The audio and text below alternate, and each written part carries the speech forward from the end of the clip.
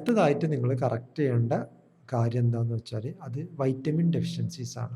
ഈ വൈറ്റമിൻ ഡെഫിഷ്യൻസിൻ്റെ ഒരു പ്രത്യേകത എന്താണെന്ന് വെച്ചാൽ ഈ വൈറ്റമിൻ ഡി, വൈറ്റമിൻ ബി12, ഫോളിക് ആസിഡ് ഇങ്ങനത്തെ പ്രധാനപ്പെട്ട വൈറ്റമിനൊക്കെ നമ്മൾ ഒരുപാട് ലാബിൽ നിന്നൊക്കെ ചില ആളുകൾ ടെസ്റ്റ് ചെയ്യാറുണ്ട്. പക്ഷെ നമ്മൾ മനസ്സിലാക്കേണ്ട കാര്യം നമ്മൾ ഈ ടെസ്റ്റ് ചെയ്യാൻ പറ്റാത്ത അല്ലെങ്കിൽ ടെസ്റ്റുകൾ അവൈലബിൾ അല്ലാത്ത അല്ലെങ്കിൽ ടെസ്റ്റുകൾ ഒരുപാട് എക്സ്പെൻസീവ് ആയിട്ടുള്ള ഒരുപാട് വൈറ്റമിൻ ഉണ്ട്. നൂറുകണക്കിന് സാധനങ്ങളുണ്ട് വൈറ്റമിൻസ് മിനറൽസ് ഒക്കെ കൂട്ടിയിട്ട്.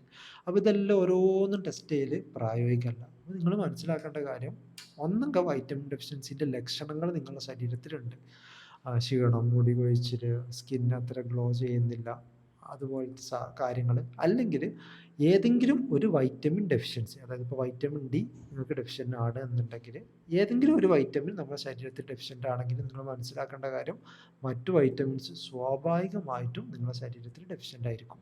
കാരണം ഒരു വൈറ്റമിൻ ഒറ്റയ്ക്ക് അത് മാത്രമായിട്ട് നമ്മുടെ ശരീരത്തിൽ ഡെഫിഷ്യൻ്റ് ആവാനുള്ള ചാൻസ് വളരെയധികം കുറവാണ്. അപ്പോൾ ഒരു വൈറ്റമിൻ ഡെഫിഷ്യൻ്റ് ആണെങ്കിൽ മറ്റു വൈറ്റമിനൊക്കെ നമ്മുടെ ശരീരത്തിൽ വളരെയധികം ഡെഫിഷ്യൻ്റ് ആയിരിക്കാം. ഇനി പല ആളുകളും ചെയ്യുന്ന ഒരു തെറ്റായ കാര്യവും പറഞ്ഞുതരാം. ഒരുപാട് പേര് സെൽഫായിട്ട് വൈറ്റമിൻ ഡി ടെസ്റ്റ് ചെയ്യാറുണ്ട്. വൈറ്റമിൻ ഡി ടെസ്റ്റ് ചെയ്യുന്ന സമയത്ത് വൈറ്റമിൻ ഡി ഒരുപാട് പേർക്ക് കുറവായിരിക്കും.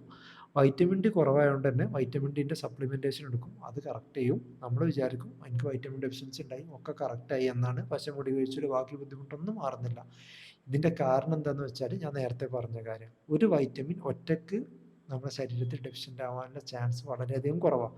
നിങ്ങൾക്ക് വൈറ്റമിൻ ഡി ഡെഫിഷ്യൻ്റ് ആണെങ്കിൽ അതിൻ്റെ കൂടെ തന്നെ ബി12ഉം ഫോളേറ്റും ബാക്കി വൈറ്റമിനും ഒക്കെ സ്വാഭാവികമായിട്ടും ഡെഫിഷ്യൻ്റ് ആവാനുള്ള ചാൻസ് കൂടുതലാണ്. അപ്പോൾ നിങ്ങൾ ടാബ്ലറ്റ് കഴിക്കുകയാണെങ്കിൽ ഈ വൈറ്റമിൻ ഡിൻ്റെ കൂടെ ഒന്നെങ്കിൽ മറ്റു മൾട്ടി വൈറ്റമിൻസ് അതുപോലത്തെ ടാബ്ലറ്റ്സ് കഴിക്കണം.